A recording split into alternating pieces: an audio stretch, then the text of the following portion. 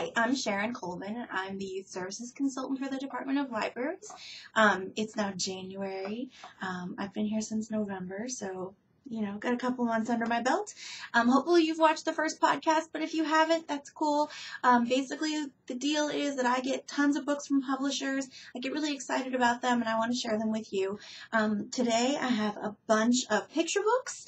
I have some great middle grade books and a lot of high school stuff. So let me get started and tell you what I'm excited about. The first book I'm excited about is called Tiptop Cat. I love cats. I'm very different from my predecessor in that way. I love the art in this book. I think it's just really, really sweet. There are pages like this.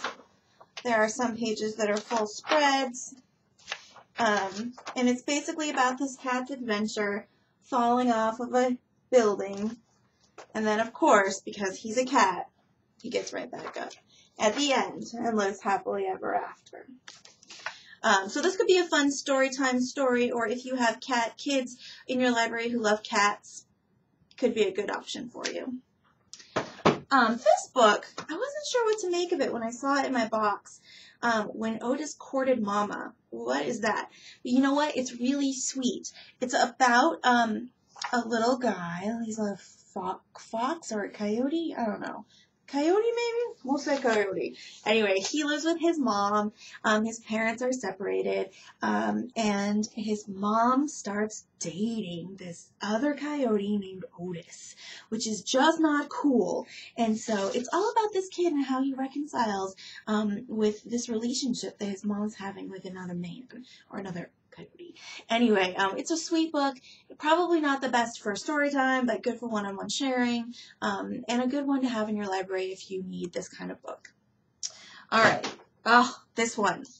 You've probably seen this one advertised. If you love Chloe, you need this one. It's so flippin' cute.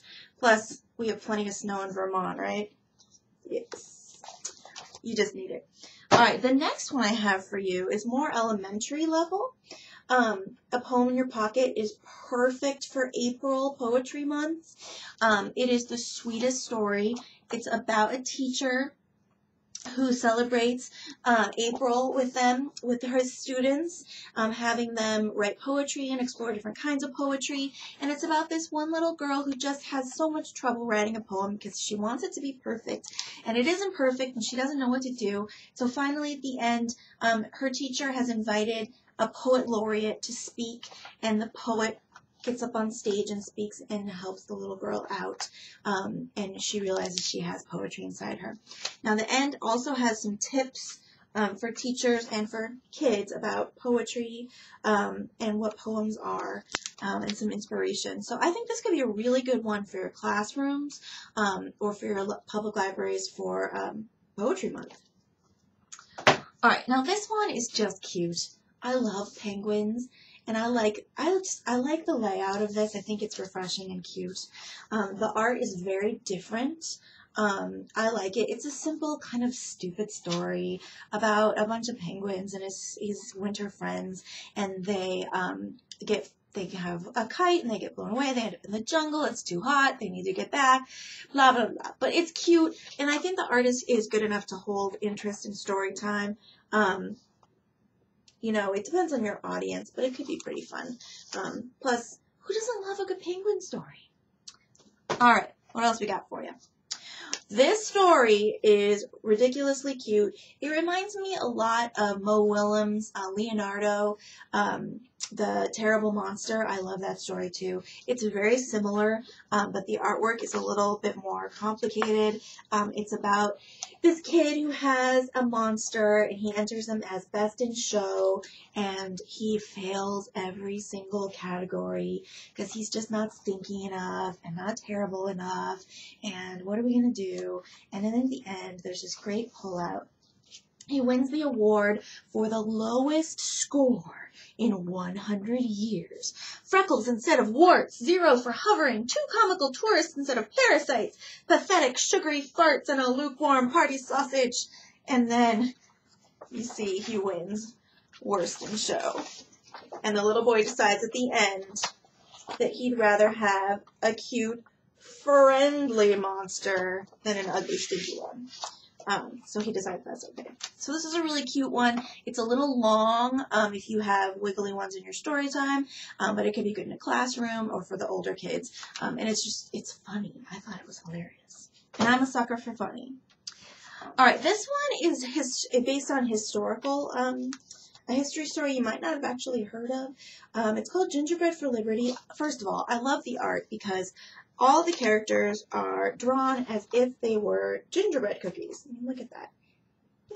So every character, every scene is like it's been frosted. It's a story about a German baker who helped win the American Revolution. There's a recipe and there's a huge author's note with sources and a lot of historical information. He didn't actually in real life help win the American Revolution, but he did bake bread for the English when they did win. Washington employed him to bake for them. So it's a pretty cute story. It could be fun for a lesson on the American Revolution. It could just be fun for story time. And like I said, the art is just really cute. And there's a recipe. You can make gingerbread. All right, that's all I have for picture books right now. So we're moving on to the older stuff. You know, I don't have anything that's like really, really young. So this is 4 to 6 kind of grade. And you know, all of my middle grade stuff is kind of hardcore this month. I don't know what the story is. Anyway, this is The Question of Miracles. It's for like grade 4 to 6, and it's about a little girl who just lost her best friend. I know, tough, right? And she's moved to Oregon where it's always wet.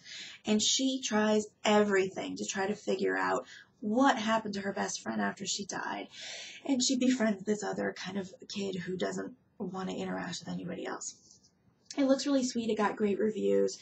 It's definitely on my to-read pile. So if you have need for this type of hard-hitting book, but for a younger age group, this might be a good one for you. All right, this one looks kind of sweet. It's called The War That Saved My Life, and it's also middle grade. It's about a little girl who has a club foot. She's living in London during World War II, and her mom is so ashamed of her deformity that she won't let her out of her house. And then a group starts sending children out of London, and they're going to send her brother, but not her, and she sneaks off with him and has adventures. I haven't read it, obviously, but it sounds like it's a pretty significant abuse story, and rising from that. So it could be a little hardcore, but it sounds like it's good. It's written for a younger level.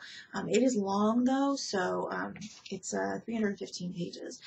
So probably pretty just going to be for your hardcore historical fiction readers. All right, another historical fiction, and I have to admit, this is like my favorite subject to write about, and it's the Triangle Shirtwaist Factory fire and the strikes that come with it. I love reading about that stuff, so I'm totally, I will always choose a book like this. You know, I have my propensities. Anyway, this is a middle school book. It's written in verse, which isn't everyone's cup of tea. It's not always mine, but I would definitely give it a whirl. It's based on the strike, and it's based on a real woman who helped start the strike. She came from, I think, Germany. No, she's Russian Jewish, and she came to New York City and is appalled by the working conditions, and she's the one who starts the strike. It looks like it could be a really good story, and a quicker read than it looks because it's in verse. So worth a try. All right, this one, I have to say, the cover sold me. You get a sense of my sense of humor watching these things, and I couldn't turn down a book called Hellhole. I know, I'm sick. It's a high school book, definitely. It's about a kid whose mom is really sick, and he steals a present for her.